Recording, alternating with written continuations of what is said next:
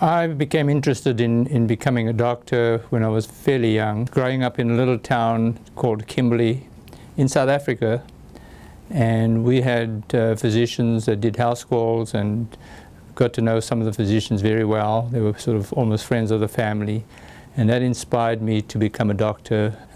I was interested in gastroenterology mainly because I felt it was the perfect marriage between internal medicine and surgery. The importance of pre-screening for cancer in whatever field is important, because if you can diagnose a cancer early, you can cure, provide a cure for the patient.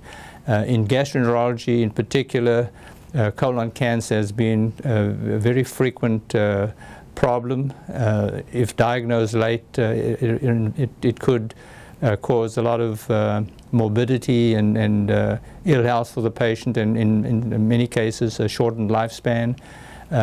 Screening colonoscopies have allowed us to remove potential premalignant polyps which could develop into cancer or even early cancers, and I think the data now shows that we are making an impact on the frequency of colon cancer by screening. It is important when we see patients in the office or in the hospital to obtain a good history.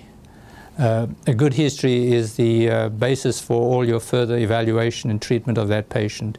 To get a good history, you have to spend time with the patient, you have to question them, allow them to expand on their problems, and direct questions that will elicit their problem more accurately. If you spend enough time allowing the patient to describe their problems and direct your questions appropriately, I think in most cases we have a clear idea what the patient's problem is.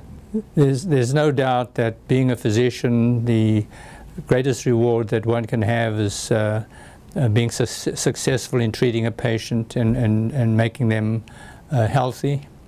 And there are some patients that are extremely ill and difficult, and when you succeed in getting them through all their illnesses, I think that's the greatest reward one can ever have.